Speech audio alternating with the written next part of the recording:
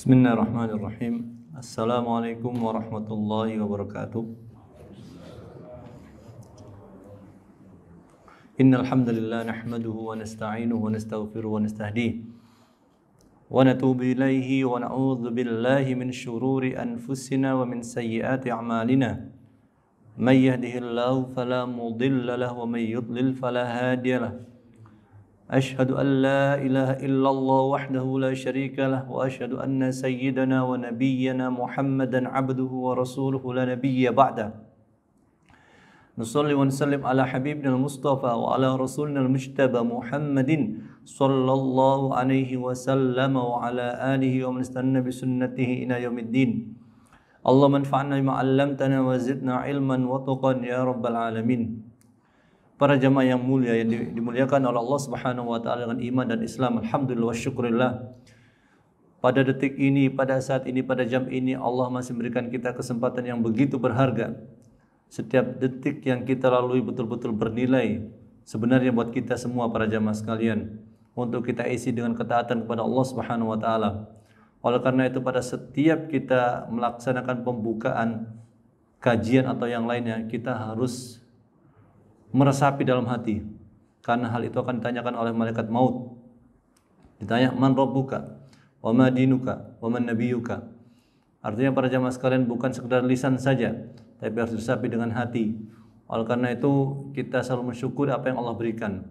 Kalau kita melihat orang-orang yang telah mendahului kita, tidak sedikit orang-orang yang masih atau lebih muda dari kita, mereka mendahului kita dan tidak ada kesempatan lagi untuk memuji Allah, tidak ada kesempatan lagi untuk minta ampun kepada Allah. Namun kita diberikan oleh Allah kesempatan sekali lagi dan berkali-kali untuk terus meminta ampun kepadanya dan bertobat kepada Allah Subhanahu wa taala. Salawat dan salam tidak lupa kita tujukan kepada Nabi besar Muhammad sallallahu alaihi wasallam, karena beliau adalah orang yang mendapatkan wewenang dari Allah Subhanahu wa taala untuk memberikan syafaat kepada kita semua, baik itu syafaat al-uzma, yaitu syafaat yang terbesar. Yakni dengan syafaat al-uzma itu Allah menghukumi semua hamba, kemudian syafaat menyelamatkan seorang hamba dari neraka menuju surga Allah, kemudian syafaat mengangkat derajat seorang hamba dari satu surga ke tingkatan surga yang lebih tinggi. Oleh karena itu para jamaah sekalian, tidak bosan dan tidak lupa kita perlu meresapi salawat kepada Nabi Muhammad sallallahu alaihi wasallam. Kita berharap kita juga bisa minum dari haud Nabi sallallahu alaihi wasallam, yang begitu kita minum para jamaah sekalian seteguk, kita tidak akan haus lagi selama-lamanya. Para jamaah yang dimuliakan Allah Subhanahu wa taala, pada kesempatan kali ini kita akan melanjutkan pembahasan berkenaan dengan syarat dari jual beli yang keenam. Namun sebelum itu tentu saja kita berharap bahwasanya apa yang kita pelajari pada kesempatan kali ini bernilai pahala sisi Allah Subhanahu wa taala. Karena kalau kita hanya sekedar menghabiskan waktu saja, maka ini sifatnya hanya tergantung niat kita. Innamal a'malu binniyati wa innamal likulli imrin ma nawa. Faman kanat hijratuhu ilallahi wa rasulihi fa hijratuhu ilallahi wa rasulihi. Faman kanat hijratuhu lidunya yusibuha wa imra'atin yakriha fa hijratuhu ila ma hajara ilaih. Nah, para jamaah sekalian azanallahu wa iyyakum, di antara syarat dari jual beli adalah kita harus mengetahui apa yang kita perjualbelikan, baik itu barang ataupun uang yang kita lakukan sebagai pembayaran. Oleh karena itu tentu saja di sini ada banyak masalah yang menjadi turunannya para jamaah sekalian. Kita akan membaca sedikit demi sedikit apa yang terangkan oleh Syekh Muhammad bin Shalih Al-Utsaimin rahimahullah. Sebelumnya kita membahas tentang sesuatu itu bisa diserah terimakan, baik itu bentuknya barang ataupun uang. Kemudian kita juga berbicara tentang sumur, ya. Kemudian kita juga berbicara tentang burung yang terbang, kemudian ikan, dan juga sini yang perlu dipertimbangkan adalah pembelian barang yang berada di bawah kekuasaan orang lain. Misalnya barang tersebut ada misalnya di tangan leasing misalnya. Ya. Di tangan leasing, orangnya tidak mampu bayar, kemudian diambil alih oleh leasing misalnya. Nah, maka di sini kalau barang bermotor tersebut atau kendaraan bermotor tersebut dijual ke kita, apakah sah? Wallahu taala alam para jamaah sekalian. Apabila masih bisa untuk diambil, maka itu sah. Ya, oleh orang yang mampu mengambilnya. Tapi kalau tidak bisa diambil, maka tidak sah. sama seperti menjual ikan di lautan, ya, atau menjual burung yang telah lepas dari sangkarnya. Kecuali kalau memang burung itu, para jamaah sekalian, bisa ditangkap. Dulu, para jamaah sekalian, ini kisah nyata ya. Kami di kampung itu punya burung semacam beo itu. Kalau dia lepas dari sangkar, itu nanti diputarkan atau di play kaset yang isinya itu suara mirip dia. Itu dia kembali. Saya melihat dengan mata kepala saya sendiri. Ya, jadi dia lepas nih, nggak sengaja terlepas dari sangkar. Nah, kemudian kalau seperti itu, jenis seperti itu, kita katakan saya jual burung saya itu yang sedang lepas itu. Nah, kalau memungkinkan untuk kembali, maka tidak masalah untuk dijual. Tapi kalau misalnya burung jalak Bali atau yang lainnya yang memang punya karakter nggak seperti itu, memang saya nggak tahu persis ya. Kalau memang seperti itu tidak bisa kembali lagi, maka tentu tidak bisa untuk diperjualbelikan. Ya. Kemudian juga sama seperti tanah yang berada dijaminkan di bank, disekolahkan istilah kita. Ya. Maka di sini para jamaah sekalian, bagaimana hukumnya menjual tanah yang sertifikatnya disekolahkan di bank? Ada beberapa cara sebenarnya para jamaah sekalian. Yang pertama adalah sebenarnya dari sisi syariat, itu kan barang gadai. Barang gadai itu di bawah kekuasaan dua orang sebenarnya. Kekuasaan yang punya dan kekuasaan orang yang sekarang pegang sertifikat tersebut atau barang gadai itu. Maka harus bisa diambil kerelaan dari dua pihak. Kalau mau aman tentunya, misalnya sertifikat ini dijaminkan di bank, maka berilah si pemilik ini uang ya sebagai tanda jadi, yang dengan uang itu dia bisa mengambil kembali sertifikatnya, bisa dengan cara melunasi ke bank. Ya. Ini bisa. Ya. Kemudian nanti tinggal sisanya kalau sudah dipegang sertifikat itu. Cuma ya resikonya tentu kita nggak tahu, kadang-kadang itu cuma alibi saja atau alasan atau argumentasi yang tidak nyata, karena kadang-kadang wallahu taala alam ya emang nggak dipegang ke beberapa tangan sekaligus. Jadi sudah berpindah dari satu tangan ke tangan yang lain sertifikat itu. Akhirnya jadi ribet dan ruwet. Makanya tentu lebih aman ya kita beli yang sudah jelas-jelas saja. Ya. Kalau pinjaman online sekarang kan tidak ada jaminan, ya, tidak jaminan. Maka nggak ada hubungannya dengan kalau ada orang mengatakan saya jual ini tanah ini tapi sertifikatnya ada di pinjaman online, kayaknya nggak benar. Karena pinjaman online itu tidak ada jaminannya, ya tidak berjaminan. Makanya dia bunganya lebih tinggi. Nah itu contohnya para jamaah sekalian ya. Jadi lebih dari sekedar yang dahulu-dahulu, ini adalah contoh kontemporer. Nah yang keenam para jamaah sekalian, kita akan bahas bahwasanya syarat jual beli yang sah adalah barang itu diketahui oleh orang yang berjual beli, ya, baik itu dengan melihat langsung atau dengan gambaran sifat dan cirinya. Nah, karena kalau kita nih para jamaah sekalian menjual barang, kita tidak tahu, tidak pernah melihat, dan juga tidak pernah mendapatkan sifatnya, maka ini jadinya apa? Kita membeli barang yang tidak jelas. Ya, online itu kan kita tahu online itu kan kadang dia ngasih contoh saja. Barang jual beli online itu kasih contoh saja. Ya. Dia tidak kasih barang aslinya. Misalnya HP nih para jamaah sekalian. Itu dia kasih contoh saja. Nah, tapi faktanya apakah sama persis nomor serinya dengan apa yang ditampilkan di layar itu belum tentu sama. Ya, tapi itu boleh karena apa? Karena pabrik itu, barang pabrik itu punya spesifikasi yang hampir mirip-mirip semuanya, barang pabrik. Ya, barang pabrik. Kecuali apa? Kecuali barang yang memang kalau zaman dulu itu kasih contoh adalah seperti budak dan yang lainnya. Ini tentu berbeda ya pembahasannya. Zubair bin Awam, jadi kalau pembahasan sekarang mungkin nggak relevan. Tapi sahabat Zubair bin Awam radhiyallahu ta'ala anhuma, Zubair bin Awam radhiyallahu taala anhu itu punya 1000 budak. Sahabat Nabi ada yang punya 1000 budak. Ya, bukan anak ya, budak orang Sunda, hamba sahaya 1000 orang. Ya. Makanya ya Allah taala dari mana itu Muhsin? Ya bisa jadi dari peperangan atau yang lainnya. Ya. Tapi intinya adalah Zubair ini karena dia punya 1000, maka dia hanya dia nyuruh para budak itu untuk mencari uang. Kalau sudah tercapai, misalnya diminta 1000 dirham per hari, 1000 dirham per hari, dia katakan, berilah saya 1000 dirham per hari, sisanya buat kalian. Ya. Budak itu, wallahu ta'ala alam, zaman sekarang ada yang masih di daerah pedalaman Yaman, itu masih ada. Atau di beberapa di Yaman dan di Afrika sebagian masih ada.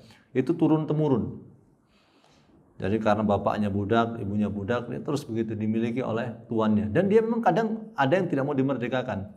Kenapa? Karena dia merasa kalau sudah punya tuan, dia terjamin makannya, minumnya, pakaiannya. Kalau tuannya baik ya. Jadi sebagian masih ada gitu ya. Tapi ini bukan hasil peperangan, tapi hasil turun temurun gitu.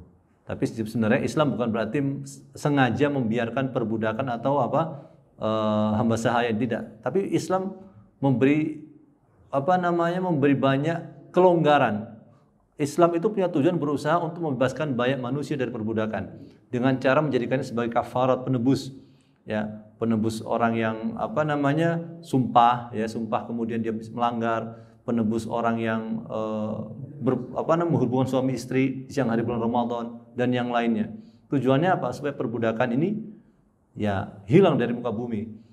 Sama seperti, artinya kita nggak bisa mengatakan orang non Muslim mengatakan bahwa Islam ini tidak peduli dengan hak asasi manusia karena membiarkan perbudakan. Tidak demikian sebenarnya. Masalahnya adalah perbudakan itu ada di zaman Romawi sebelum Islam juga ada. Ya. Di Persia juga ada sebelum Islam. Ya. Jadi sangat tidak fair sebenarnya orang-orang yang mengkritisi Islam hanya masa perbudakan. Termasuk masalah istri 4 itu selalu dikritisi oleh orang-orang non-Muslim atau orientalis. Padahal kalau mereka merujuk ke nenek moyang mereka, itu biasa para raja itu punya banyak istri. Ya. Tidak ada yang protes gitu ya. Tapi intinya adalah tentu masalah 4 istri kan nggak wajib, semua Muslim kan nggak wajib punya 4 istri sebenarnya gitu. Kenapa selalu dikritisi? Itu kan bagi yang mampu. Ya, bagi yang mampu. Sekarang satu saja mungkin orang susah, ya, memberi nafkah, ya, apalagi 4 gitu. Ya berarti kalau nggak mampu beri nafkah 4 ya nggak boleh kan gitu kan. Ingat, bukan berarti kaya loh ya. Saya nggak mengatakan kaya. Maksudnya orang itu adalah mampu untuk bekerja keras menafkahi 4 orang, ya, sekaligus, ya, sekaligus. Itu maksudnya. Kalau saya nggak mengatakan bahwasanya syarat punya istri lebih dari 1 harus kaya, enggak. Tapi paling tidak orang itu punya kemampuan fisik dan usaha, ya. Kecuali kalau memang istrinya memang siap untuk tidak diberi nafkah, itu masalah lain lagi ya. Tapi hukum asalnya adalah orang itu ya wajib untuk menafkahi. Kembali ke masalah kita para jamaah sekalian, azanallahu wa iyyakum. Maka di sini penulis matan ini mengatakan harus dilihat barang itu atau diberi gambaran oleh si penjual. Tapi pendapat yang kuat adalah sesuatu yang dilihat, sesuatu yang dicium, sesuatu yang bisa dirasakan oleh lidah, itu semuanya menjadi syarat. Sekarang kita lihat yang diperjualbelikan apa? Kalau yang diperjualbelikan adalah makanan, maka nggak dilihat nggak apa-apa, yang penting dirasakan. Misalnya gelap-gelapan nih, mau beli kue, lampu mati tokonya, nggak ngelihat. Tapi tujuan orang beli kue itu apa? Di antaranya yang utama, misalnya rasa misalnya. Maka yang utama dia dirasakan dengan lidah, oh rasanya enak ya sudah, kan gitu. Meskipun ada sebagian kue yang memang untuk pesta tertentu dia perlu bentuk tertentu, itu masalah lain. Tapi kalau hukum asalnya makan adalah dengan cara dirasa. Orang beli soto, ya, tujuannya adalah untuk dirasakan, bukan dilihat. Maka kalau orang nggak melihat tapi dia merasakan, ya, dia gelap-gelapan kemudian dirasakan, ya sah gitu, ya, dia sah gitu ya. Meskipun kalau penjual mensifati, oh soto saya di iklan misalnya, soto saya ini rasanya enak ya bagi orang yang, tapi dia nggak menyebutkan ada bintang kecil situ. Soto saya enak gitu ya. Ternyata ada bintang kecil situ, maksudnya syarat dan ketentuan berlaku, yaitu apa? Enak bagi orang daerah saya gitu ya. Padahal beda-beda, misalnya ada soto Makassar, ada soto Lamongan, ada soto Bogor, ada teh, kan masa jauh-jauh, misalnya teh. Kalau orang Jawa Timur minum teh di Bogor yang apa tawar, ini mencak-mencak kok nggak dikasih gula ini, kan gitu. Padahal yang umumnya orang sini nggak pakai gula, gitu. Ya, makanya ini kan ya tentu apa? Kalau iklan tuh wajib apa? Jujur para jamaah sekalian ya. Kalau iklan wajib jujur, ya. Kalaupun ada syarat dan ketentuan itu masalah lain, tapi harus disebutkan juga. Nggak boleh yang kecil gitu tulisannya, ya. Anda mendapatkan hadiah, syarat dan ketentuan berlaku. Ternyata harus menjadi pembeli yang ke 100.000 baru dapat hadiah misalnya. Setiap pembeli akan mendapatkan hadiah. Ada tanda bintang kecil di bawahnya pembeli yang ke 100.000. Gimana? Ya. Kalau misalnya jual beli itu ada ini Pak, seandainya menjual suatu barang itu hasilnya nanti untungan disedekahkan apa diinfakkan kemana gitu. Apa boleh jual beli seperti itu nggak Pak? Iya, jadi misalnya 5% dari keuntungan yang kami dapatkan akan disedekahkan misalnya. Ada tulisan seperti itu. Hukumnya bagaimana? Jadi ini kan wallahu ta'ala alam, apakah niat untuk promosinya seperti itu?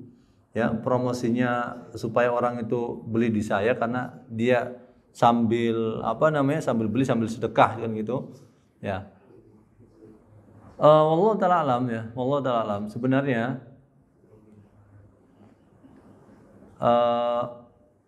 harus dipisah gitu ya, kalau memang seperti itu ya. Karena orang itu kan gini, nggak tahu dia sedekah itu berapa dia. Sekarang keuntungan dia nggak sebutkan berapa. Keuntungan dia nggak sebutkan berapa. Jadi nggak tahu juga dia bersedekah berapa. Ya. 5% itu kan tergantung ya. Tergantung berapa ya. Dia pikir 5% itu besar. Ternyata itu kecil ternyata. Nah, maka sekali lagi di sini wallahu ta'ala alam ya. Ada yang mengatakan memang boleh karena mereka yang mengatakan boleh alasannya adalah bahwasanya mereka udah pada tahu gitu maksudnya keumumannya kan gitu. Misalnya orang menjual bakso ya, keuntungannya 5% dari keuntungannya untuk sedekah. Mereka tahu mereka rata-rata berapa margin dari bakso tersebut. Nah, kalau memang sebenarnya dipahami dengan jelas, ya nggak ada masalah gitu sebenarnya. Cuma kalau nggak dipahami jadinya membingungkan ya. Atau paling mudahnya sebenarnya gini saja ya, diberikan opsi ya, diberikan opsi bahwasanya kalau sekian ya, kalau sekian kalau Anda mau maka Anda boleh untuk bersedekah dengan sekian persen gitu ya, sekian persen. Ya, jadi nanti akan kami carikan fatwanya lebih jelas ya.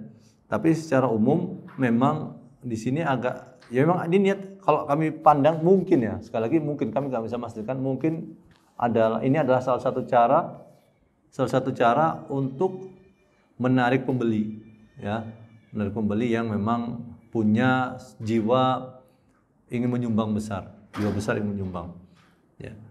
Tapi Allah ta'ala alam ya, ini nggak tahu persis ya. Jadi ada banyak hal yang dipertanyakan, apakah barangnya jelek sehingga harus seperti itu, ataukah menjual agama seperti untuk komersial dan yang lainnya, banyak masalah gitu ya. Meskipun sekali lagi kami tidak mengatakan haram secara mutlak ya, terlebih apabila sesuatu itu memang sudah dipahami kira-kira untungnya itu berapa gitu, dari margin dari jual beli tersebut masyarakat sudah paham kira-kira, maka itu tidak masalah, mereka tahu gitu ya, mereka tahu. Meskipun ya kita paham juga para jamaah sekalian, kalau orang jual beli itu tidak wajib untuk tahu untung. Ada metode khusus orang jual beli, misalnya seperti zaman Nabi SAW, saya modalnya sekian. Ya. Ini bai'ul murabahah, dia mengatakan bai'ul murabahah, saya modalnya sekian. terserah Anda mau kasih untung saya berapa. Itu ada yang seperti itu. Tapi ini nggak wajib sifatnya. Ada orang itu yang pokoknya saya jual sekian deh. Kamu nggak perlu tahu modal saya berapa, itu sah-sah saja sebenarnya gitu ya. Sah-sah saja. Jadi intinya adalah kalau memang itu sifatnya menjadi sesuatu yang umum dan orang tahu ya kira-kira berapa yang dia sedekahkan, maka insya Allah tidak ada masalah. Tapi kalau misalnya tidak tahu, jadinya gambling gitu ya. Tapi bukan termasuk gambling yang terlarang, intinya ada nggak jelas ya dia itu sedekahnya berapa gitu ya. Cuma istilahnya ya harapan si penjual sih laris dari sisi menarik pembeli yang seakan-akan dia ini adalah orang yang banyak sedekah gitu saja ya. Baik, nanti kita akan bahas secara lebih rinci ya, kita angkat sedikit. Kemudian apa yang wajib untuk dilihat, ini tentu para jamaah sekalian adalah sesuatu yang memang bisa dilihat. Tapi kadang-kadang barang yang dilihat itu harus kapan melihat ini? Itu melihatnya saat akad harusnya. Kenapa? Nggak boleh jauh-jauh. Misalnya saya seminggu yang lalu melihat barangnya, kemudian akadnya sekarang. Ada barang yang kemungkinan bisa berubah. Contohnya misalnya semangka. Saya melihatnya sepekan lalu, ya. Kemudian saya akadnya sekarang. Maka seperti ini bisa jadi apa? Tidak sah. Kenapa? Karena akan berefek perubahan barang tersebut. Semangka seminggu yang lalu sama sekarang itu beda. Kata meskipun dia berada di dalam kulkas ya, bisa jadi apa dalamnya itu berbeda gitu. Ya. Makanya paling bagusnya adalah saat itu juga ketika melihat atau nggak jauh lah ya. Ya sejam atau sejam setelahnya atau sejam sebelumnya gitu ya, sejam sebelumnya melihat ya, sudah sebelum akad itu melihat, maka kemungkinan terjadi perubahan itu tidak ada atau sedikit, maka nggak masalah. Tapi kalau kemungkinan terjadi perubahan itu besar, maka ya menjadi masalah gitu. Jadi kita membeli barang itu kalau bisa melihat saat akad. Ya, ini bukan barang pabrik ya. Kalau barang pabrik sekali lagi ini beda, HP dan yang lain kan beda. Ya, barang ini yang barang nggak dimakan. Tapi kalau barang tertentu itu kan dia akan ada perubahan ketika waktu tertentu. Ya, ketika waktu tertentu. Maka ini perlu untuk apa? Ini perlu untuk dilihat saat akad atau sebelum akad sebentar. Ya, yang di momen itu tidak terjadi perubahan. Ya. Kemudian para jamaah sekalian, melihat contoh boleh nggak? Boleh melihat contoh. Jadi saya hanya melihat contohnya. Kemudian nanti beli ini bagi distributor besar ya. Dia melihat itu contoh, kemudian yang lainnya itu nggak perlu dilihat sama dia. Jadi pihak produsen hanya kasih contoh saja, memberikan contoh barang. Kalau udah oke dengan barang ini, maka yang lain ada 1000 piece akan dikirimkan. Itu nggak ada masalah bila memang karakter barangnya itu sama gitu, punya kekhasan yang sama. Ya seperti barang buatan pabrik itu memang nggak wajib semuanya, nggak mungkin satu persatu gitu ya.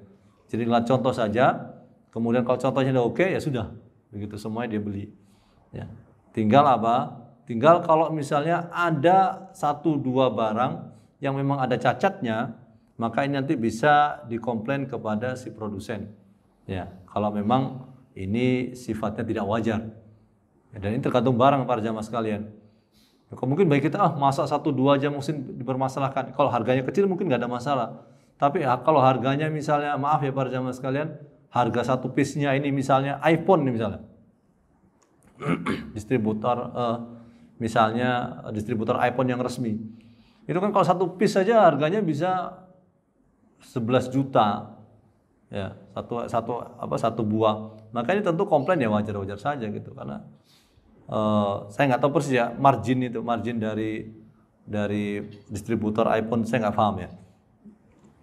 Tapi intinya adalah tetap yang saya tahu produsen barang-barang itu ada yang margin modalnya itu hanya sekitar 20 atau 30% dari harga yang dijual di pasaran.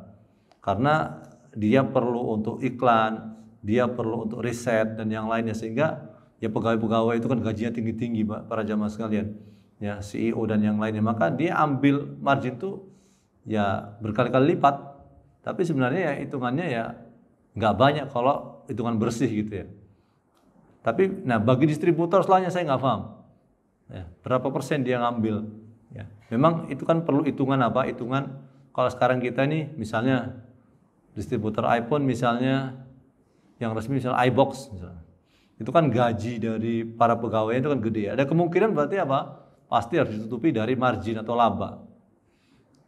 Ya, margin atau laba. Ini kembali ke masih teknis ini, teknis banget ya. Jadi intinya adalah sekali lagi kalau barang itu punya contoh, ya, dan contoh ini bisa dipakai untuk yang lain, maka itu sudah cukup, ya. Tapi kalau misalnya ini ada beberapa barang juga seperti itu. Tapi kalau misalnya beli budak, nah itu tentu nggak bisa. Jadi kalau masih ada pasar budak ya, karena beda-beda banget, nggak bisa sama.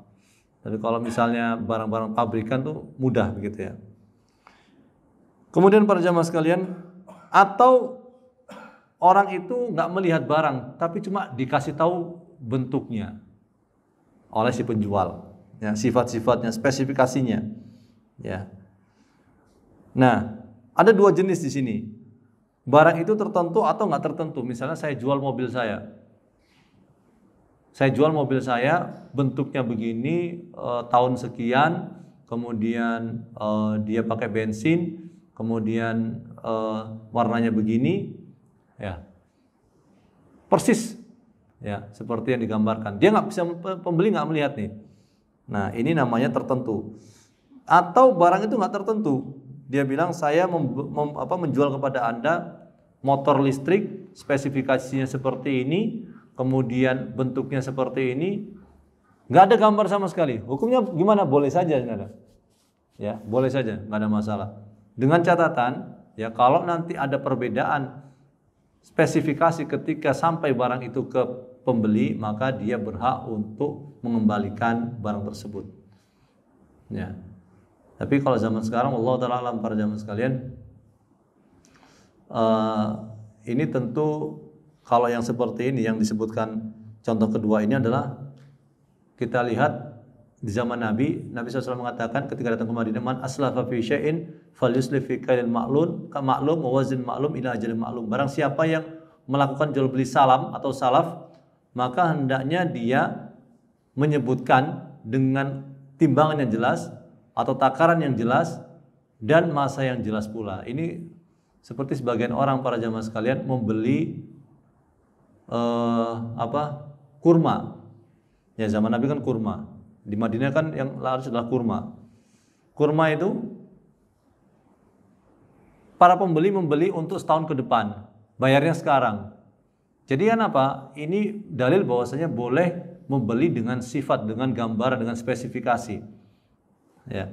Jadi para pembeli itu apa? Membeli kurma, tapi kurma tahun depan bayarnya sekarang. Nah, bagaimana itu ceritanya? Ya gampang saja. Pokoknya si penjual menyediakan kurma tersebut baik dari kebun dia atau kebun orang lain. Kalau di Indonesia mungkin apa ya? Mungkin beberapa komoditi pertanian itu seperti itu modelnya. Dia jual barang misalnya bawang misalnya ya ke pemodal, dia nggak punya modal nih untuk anaknya sekolah kah atau untuk biaya pupuk kah atau gimana. Saya jual kepada Anda ya bawang saya, hasil bawang sekian bulan ke depan dengan rata-rata berat sekian, modelnya seperti ini. Ya, itu boleh saja, nggak ada masalah. Namanya jual beli salam atau jual beli salaf. Ya, gambarnya nggak ada, gimana ada gambarnya nggak tahu. Orang pasti hanya bisa memberikan sifat atau bentuknya, perkiraannya seperti ini. Tapi kalau lihat fotonya nggak ada, gimana foto masa depan nggak ada. Itu boleh-boleh saja, karena zaman Nabi malah setahun atau 2 tahun. Yang penting jelas, ya, yang penting jelas. Kemudian barang itu, para jamaah sekalian, bisa digambarkan. Soalnya ada barang yang nggak bisa digambarkan. Contohnya apa?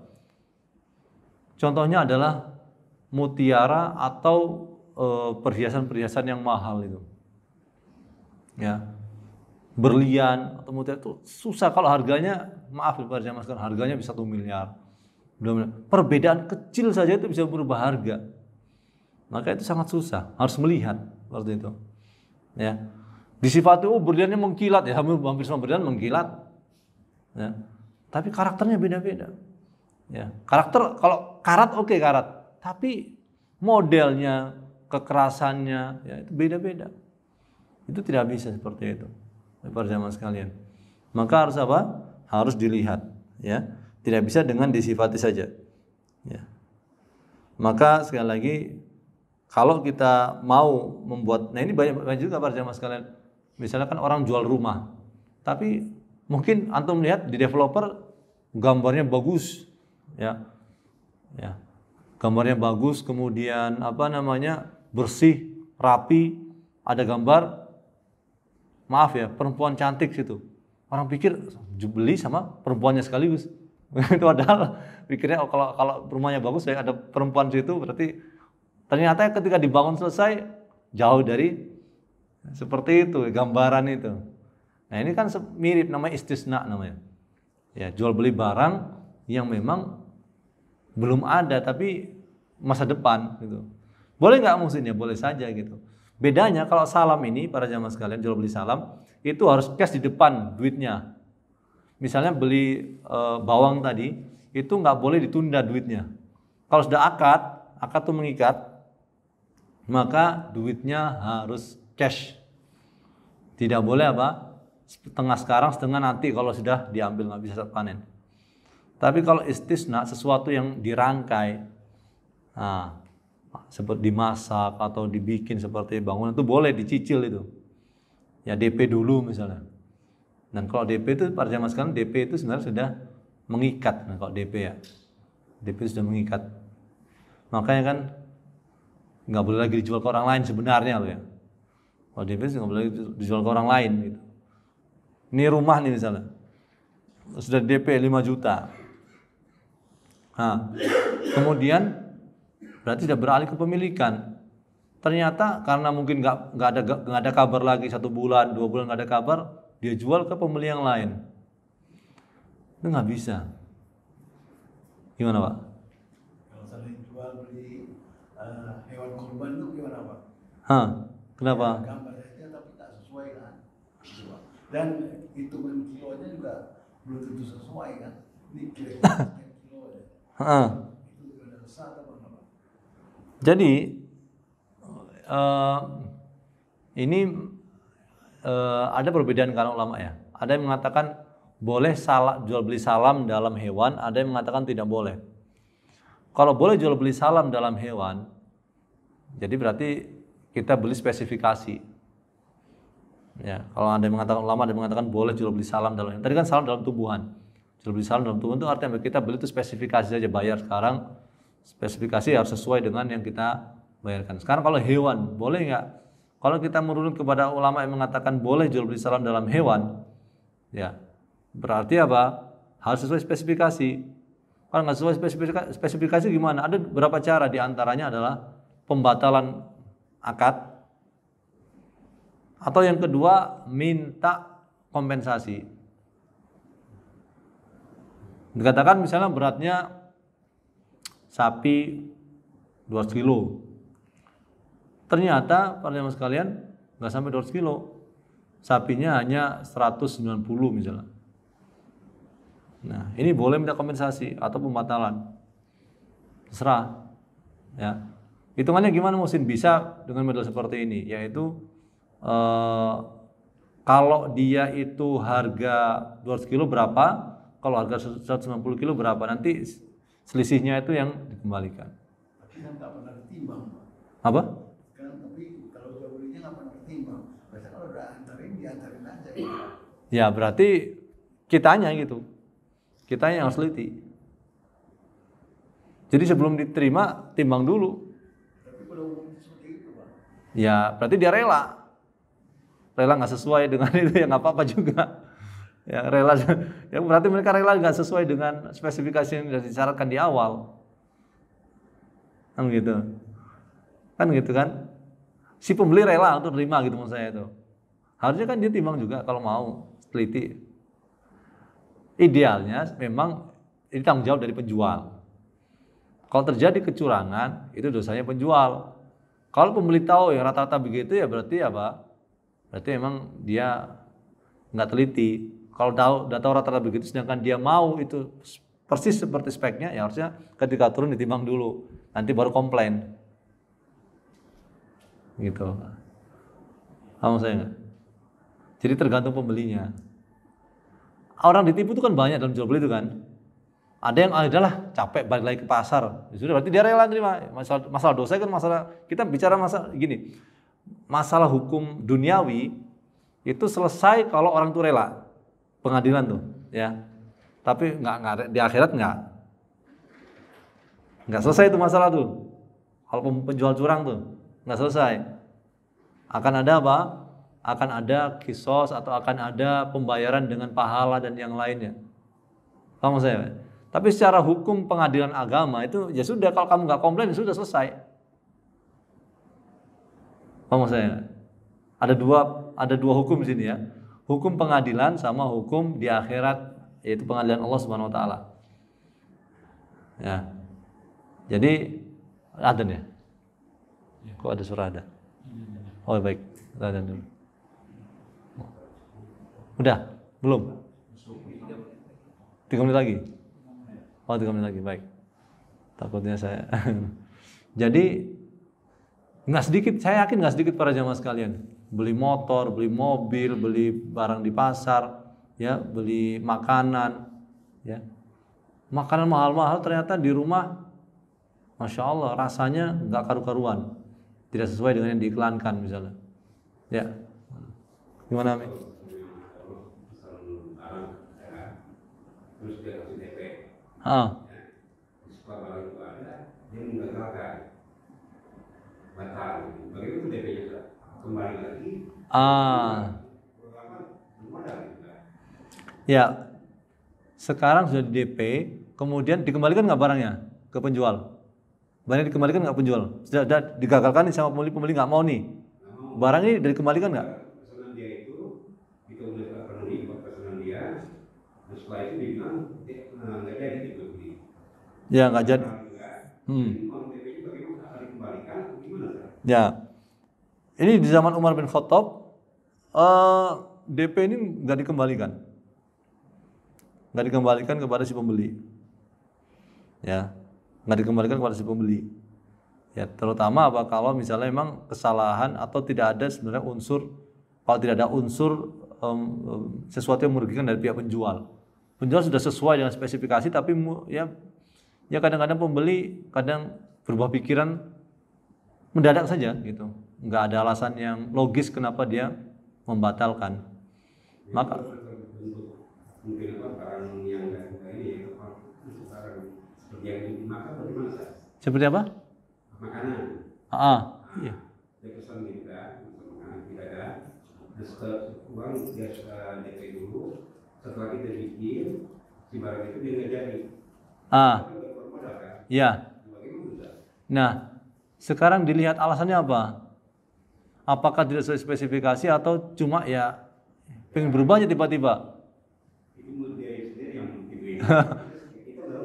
Ya, jadi kalau memang masalah itu dari si penjual misalnya nggak sesuai spesifikasi, misalnya sudah diterangkan jelas-jelas, pokoknya saya nggak mau misalnya ada cabai karena konsumen saya adalah orang Eropa, orang Arab yang nggak terbiasa cabai, tapi dikasih yang pedas versi Indonesia, ya berhak dia nolak. Tapi kalau sudah sesuai spesifikasi, ya sudah sesuai, kemudian ya pengen merubah tiba-tiba, ya tentu si penjual nggak berhak mengembalikan, berhak untuk minta apa? Minta pelunasan. Nggak, karena akad itu sifatnya mengikat. Akad itu tidak bisa dibatalkan kecuali oleh dua pihak. Tidak boleh dibatalkan oleh satu pihak saja. Ya, tidak boleh dibatalkan satu pihak saja. Kalau sudah akad ya transaksi. Kita beda dengan janji. Janji itu sifatnya janji beli, janji jual itu beda. Itu masih bisa, meskipun secara syariat ini nanti ya berarti dia ada ada sifat munafik gitu. Idza wa ada akhlafa kata Nabi SAW. Ya. Tapi dari sisi hukum pengadilan agama itu nggak bisa mengikat. Ya, kalau janji saja. Tapi kalau sudah akad, itu sudah kontrak, ya sudah nggak bisa dibatalkan. Jadi harus melunasi. Sama seperti orang ngontrak rumah, kemudian harusnya dia ngontrak setahun, dia bayar full setahun. kemudian dia saya nggak cocok lah, pindahlah. Padahal dia udah survei dan yang lain sebagainya. Ya pokoknya ya namanya orang gitu ya. Ya nggak bisa. Harus berarti si pemilik rumah berhak untuk tidak mengembalikan uangnya, ya, pemilik rumah berhak untuk mengembalikan uang si pengontrak, tapi tidak boleh dikontrakkan ke orang lain selama setahun, karena itu milik dari si orang yang sudah ngontrak. Paham saya? Nggak boleh, daripada kosong ini saya kontrakin ke orang lain, nggak boleh, karena ini masih jasanya milik dari orang yang sudah ngontrak tapi dia pindah duluan, gitu. Hah? Kontrak. Nah, DP ini misalnya dinilai berapa? Cukup 1 bulan enggak? Kalau cukup 1 bulan, sudah 1 bulan selesai, udah boleh dia kontrakkan ke yang lain. Dinilai DP-nya ini berapa gitu. Oh ya, ada, maaf ya, silakan. Baik, tanyakan sedikit lagi para jemaah. Tadi apa? Masalah DP, kemudian masalah ngontrak ya. Jadi kalau ngontrak itu sifatnya juga mengikat ya. Namanya orang itu jual jasa sebenarnya. Jual jasa bukan barang. Jadi ngontrak. Jadi sama juga mobil juga sama. Ya, ngontrak nyewakan mobil, rental juga namanya penjual atau pemilik mobil itu menjual jasa mobil. Dan banyak hal ya yang bisa dilakukan ya. Dan ini kembali kepada urf masyarakat. Jadi jual itu bukan hanya jual barang, tapi ada jual jasa, ya, jual jual sesuatu yang memang difahami oleh pemilik, ada yang tidak difahami oleh si pembeli, gitu ya. Termasuk juga nih para jemaah sekalian, ada orang itu menjual barang, tapi saya belum selesaikan. Ada pertanyaan nggak? Ya, halo. Jadi masalah DP, kalau umpama sebelum ini udah diakadkan gitu, si orangnya ini ngomong, katakan anak yang punya barang atau anak yang menyewakan rumah, kita udah sampaikan dulu nih, dia ngomong mau DP, tapi nggak apa-apa DP, tapi kalau ente nggak jadi, ini uang DP-nya hangus ya buat anak, jadi kita ungkap dulu di depan. Nah kalau ternyata qadarullah ya berjalan gagal seperti DP-nya tadi, apa jadi halal buat kita gitu. Ya. Artinya udah ada komitmen di depan gitu, udah disampaikan. Iya. Jadi bagaimana ada informasi depan ngomongan bahwasanya kalau nggak jadi DP hangus ya. Yang kita bicarakan tadi di sini adalah tidak ada komitmen di depan. Hukumnya gimana? Kalau ada komitmen di depan lebih jelas lagi sebenarnya. Hangusnya itu ya. Hangusnya DP itu. Tapi kalau nggak ada komitmen, nah ini memang dipersisihkan oleh ulama. Allah Ta'ala tapi ya, Allah Ta'ala kalau memang jelas itu memang merugikan dari si penjual, tidak masalah sama sekali. Dan zaman Umar itu juga sama. Jadi diambil hangus meskipun tidak ada komitmen di depan itu. Ya. Tadi itu mesti ikut sertakan harga kan, mesti nggak boleh di luar harga gitu kan karena ada juga orang yang kasih DP tapi harganya beda lagi naiknya sama DP kayak gitu, nggak boleh kan seperti itu kan.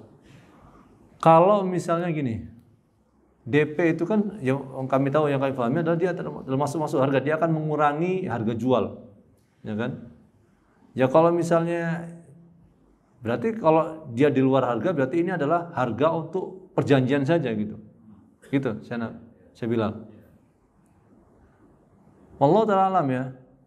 Perjanjian itu ya tidak setahu kami tidak perlu untuk dibayar gitu ya, perjanjian itu ya. Ya DP itu adalah sesuatu yang mengurangi harga jual barang. Ya. Kalau diteruskan jual beli tinggal dikurangi saja dengan DP itu. Ya. Dari DP yang sudah dimasukkan, misalnya 5 juta kalau rumah misalnya ya. Saya nggak tahu persis beda-beda kan, mungkin kalau di Yasmin berapa, tapi mungkin ada yang orang DP 5 juta.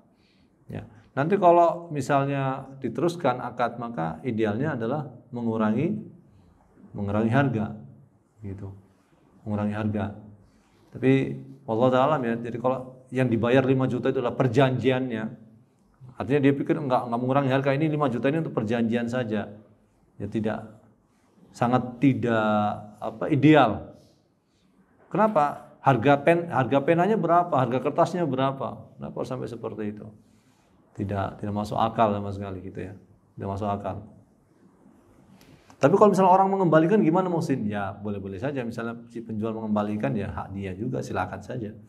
Gitu ya. Atau ada perjanjian nanti kalau nggak jadi tolong kembalikan ya sudah.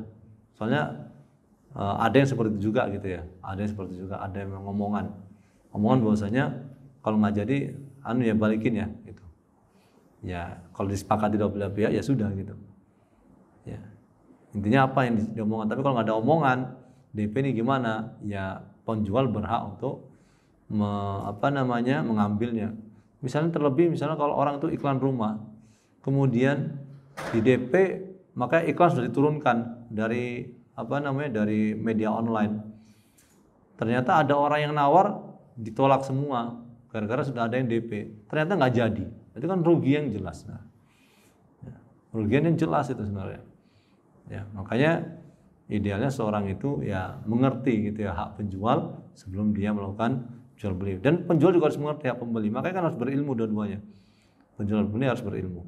Ya, karena Umar mengatakan kalau tidaklah masuk ke pasar kami kecuali orang yang punya ilmu, karena kalau tidak akan terjadi riba. Salah satu contohnya ya. Salah satu contohnya begitu. Baik, pertanyaan yang lain? Nah, ini kisah juga bagaimana dengan kalau di Anda tahu misik nggak? Ini disebutkan di sini misik, minyak misik yang asli ya, bukan misik-misikan. Misik yang asli itu kan kata Syekh Utsaimin rahimahullah itu ketika ghazal itu apa ya bahasa Indonesianya? Ya semacam rusa ya. Tapi khusus dia, enggak semua rusa ya, khusus dia. Ya. Dia itu ghazal misik namanya, ghazal misik. Itu kalau lelah itu ada darah itu yang dia terkumpul di bawah kulit. Nah, itu nanti diikat oleh sebagian orang Arab Badui itu diikat. Kemudian digatal, kemudian digesek-gesekkan oleh si ghazal itu, si rusa itu ke pohon, kemudian dia akan lepas. Itu ya. Lepas. Nah, itu nanti darah yang dalam itu mengering dibuka, diproses jadi misik. Makanya mahal sekali. Ya. Jadi nggak mudah. Nah, ulama membicarakan ketika sebelum dijual itu kan di kantong kulit ghazal itu, rusa itu kan nggak kelihatan. Ukurannya juga nggak kelihatan. Ya. Maka di sini bagaimana? Apakah sah jual belinya? Kan tadi nggak kelihatan. Katanya harus maklum, harus dilihat, harus kelihatan. Maka di sini dikembalikan kepada urf, kebiasaan masyarakat kala itu. Soalnya para jamaah sekalian ada memang semangka itu kan kita nggak beli kulitnya, tapi beli dalamnya. Tapi para ulama fikih nggak mengharuskan harus dibuka dulu, dirasain dulu baru beli. Nggak bisa gitu, nanti rugi menjualnya. Maka di sini dilihat dohirnya bisa kelihatan dan oleh para ahli. Ini bisa difahami dalamnya meskipun nggak dibuka. Karena nanti harus dibuka kulit itu kalau menyelimuti misik itu ya, kemudian yang kering itu nanti diproses lagi selama 3 bulan. Saya nggak paham para jamaah sekalian gimana orang dulu ya membuatnya, dari mana ilmu itu ya, dari mana. Tapi Allah Ta'ala berarti Allah yang mengajari manusia. Dari darah yang kering itu menjadi minyak yang sangat wangi, kemudian bertahan bisa berbulan-bulan atau lebih dari setahun. Bisa gitu. Yang asli ya katakan. Ya. Maksudnya kalau nggak dipakai dibiarkan tuh ya. Beda dengan yang sintetis sekarang. Ya, makanya kan mahal sekali. Ya, mahal sekali. Tapi sekali lagi intinya adalah sesuatu yang di dalam tanah atau yang lainnya, barang-barang yang berada yang tidak bisa kelihatan tapi dijual, maka itu membutuhkan ahli. Tidak semuanya harus dibuka gitu ya, harus ditaruh di atas tanah kemudian juga baru diperjualbelikan. Ya. Baik, ada pertanyaan? Ya. Masalah jual beli di masjid. Kalau katakan di sini kan di luar ada pagar nih. Ini pagar kalau anak tanyakan termasuk daerah masjid. Nah, kalau ternyata dalam pagar situ nih kita beli sesuatu, entah ada kebenaran ada tukang makan, tukang bakso apa masuk ke situ kita beli. Nah, ini termasuk larangan nggak?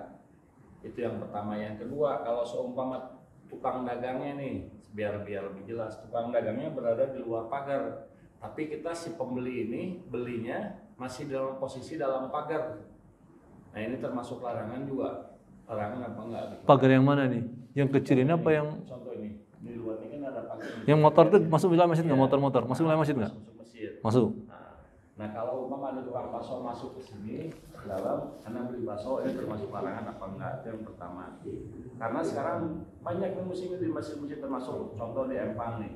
Di Empang tuh diadakan stand, saya nggak tahu siapa yang buat. Di situ kayak ada warung-warung. Di situ ya pada jualan di situ. Nah, itu gimana tuh buat kita yang belinya gimana?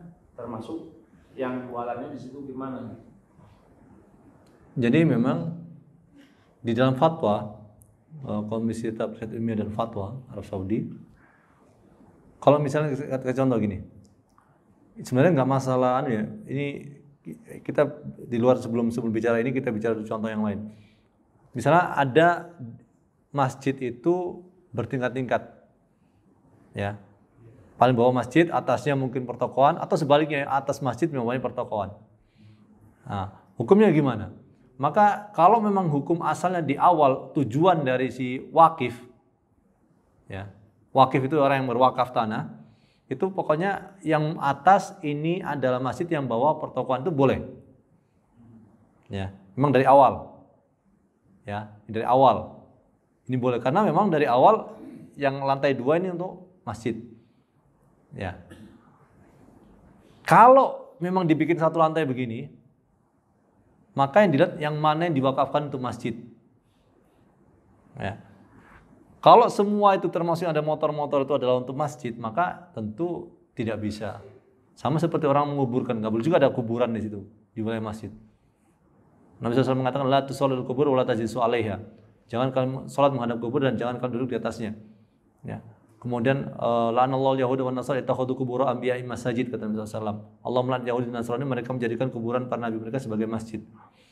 Jadi hukumnya sama seperti itu. Jadi kalau misalnya wilayah masjid, ya dia tidak boleh ada pertokoan. Kecuali memang dipotong sebagian dari awal.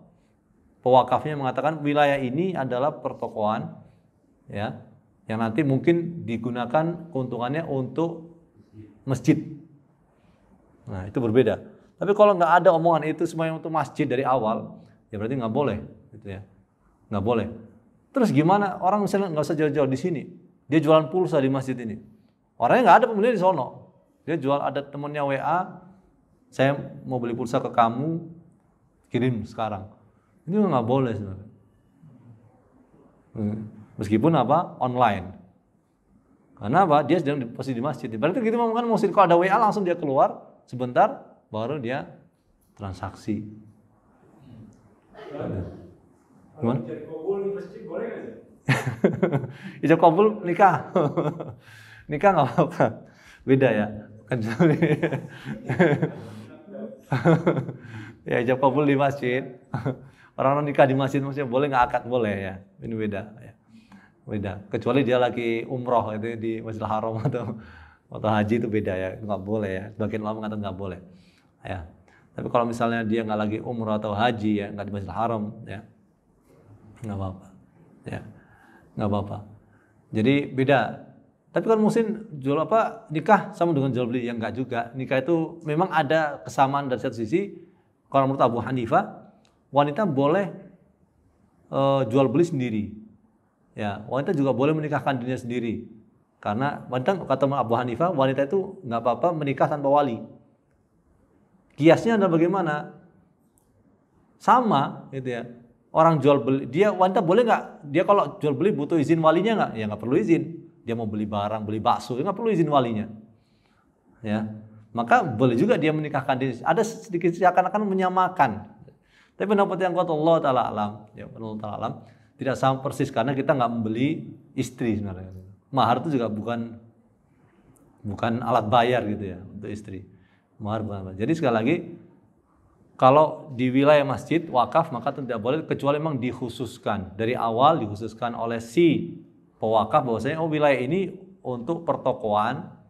Nah, maka ini boleh gitu ya. Tapi sekali kalau yang bertingkat-tingkat seperti, tapi ada perjamaah perlu dipahami ya. Ada masjid yang bukan masjid. Orang nyebutnya masjid tapi bukan masjid hukumnya. Seperti mungkin yang di mall-mall misalnya. Misalnya nih Masjid Nurul Blok M ya, kalau nggak salah ya. Yang lantai berapa itu. Nah, itu kan sifatnya bukan wakaf. Bukan wakaf. Sifatnya temporer. Itu musola. Beda ya. Nggak sama hukumnya dengan masjid. Harus bedakan. Karena masjid itu adalah sesuatu yang diwakafkan untuk Allah tanahnya ya. Diwakafkan untuk Allah Subhanahu wa taala, sifatnya abadi. Seterusnya. Tidak apa? Tidak temporer. Ya. Itu berarti hukumnya boleh orang jual beli situ, cuma yang nggak etis saja gitu. Nggak etis. Ya. Tapi kalau ini kan sifatnya selama-lamanya diwakafkan untuk masjid. Tidak boleh ada orang yang miliki yang mau mewarisi, nggak boleh. Seperti ini nih mungkin demikian ya kalau di sini ya. Ya, ini beda kasusnya. Ya. Udah? Gimana Mi? Nah, gimana tuh wakafnya kalau orang kafir yang bikin?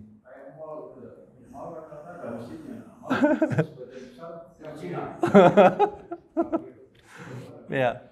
Jadi kita nggak mengatakan itu masjid karena sifatnya temporer. Kalau nanti dirubuhkan, misalkan biasanya itu kan ada 25 tahun atau berapa gitu ya. Mall-mall itu dirubuh atau hotel bahkan atau apartemen kan ada masanya. 25 tahun atau 30 tahun dirobohkan. Jadi nggak permanen sama sekali. Maka sekali lagi ini sifat, sekali kita bicara hukum masjid dulu, dia nggak masuk masjid musola. Tapi hukumnya bagaimana? Ya, hukum sholat di situ gimana? Nggak apa-apa. Ya kita, tapi bukan sekali lagi bukan masjid. Ya, karena dia wakaf dia nggak wakaf, dia sifatnya apa? Nanti dirobohkan juga. Nggak bisa. Ya, nggak bisa.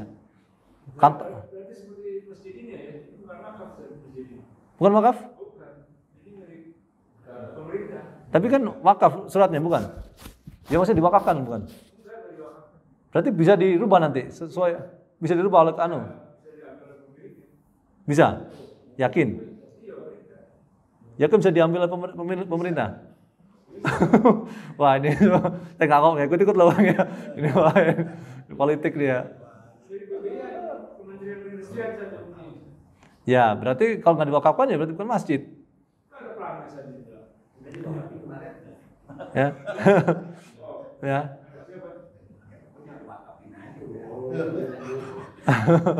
Ya. Soalnya kan gini, ya. Gimana? Masjid ada parkiran. Itu bayar. Masa ke area masjid kan?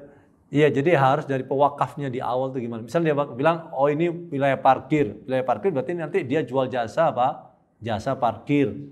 Ya, komersial. Ya, meskipun itu masih tapi ada unsur komersialnya. Kalau nggak diwakafkan, ya nggak benar. Tapi kalau diwakafkan nggak apa-apa. Ya, paham nggak maksudnya? Dari awal tuh omongannya apa? Omongannya wakif ini harus jelas dari awal tuh. Tapi saya masih penasaran dengan yang ini nih. Setahu saya para jamaah sekalian, setiap perumahan itu ada namanya fasos atau fasum. Di sini nggak ada. Ini nggak ada. Fasos nggak ada. Oh, aneh ya aturannya, saya agak paham. Ya nanti aneh aja. Tapi kalau memang betul-betul nggak diwakafkan berarti bukan masjid. Berarti bukan masjid gitu maksudnya. Hukum masjid kita sebut musola, tapi kita nggak mengatakan hukum masjid berlaku di sini. Termasuk masalah jual beli itu maksudnya di dalam masjid. Cuma nggak etis saja gitu. Nggak etis ya. Ini beda dengan hukum ya. Nggak etis saja gitu ya. Tapi ya orang misal masak bawa dagangan ke sini roti ya. Ya kan nggak etis banget. Secara hukum kan, karena idealnya masjid itu adalah sifat untuk Allah Subhanahu wa taala. Makanya kan orang nggak boleh mengumumkan kehilangan di masjid. Karena semuanya idealnya harus Allah. Tapi secara khusus untuk masjid ini kita akan cek lah sebenarnya. Gimana masjid ini ya. Ya gitu. Paham artinya sekalian ya? Baik. Kalau tidak ada pertanyaan lagi, kita akan tutup ya, dan kita akan mungkin pada pertemuan yang akan datang kita akan bahas lebih dalam masjid ini secara khusus. Saya nggak paham, baru tahu ya. Ternyata nggak masuk fasus atau fasum gitu ya. Baik. Ya, terima kasih banyak atas waktu yang diberikan, dan apabila ada kesalahan akan kami koreksi pada pertemuan yang akan datang. Terima kasih banyak atas perhatiannya, dan semoga saja apa yang kita pelajari bermanfaat untuk kita semua. Kita kafaratul majlis, subhanakallah wa bihamdika asyhadu an la ilaha illa anta astaghfiruka wa atubu ilaik. Wassalamualaikum warahmatullahi wabarakatuh.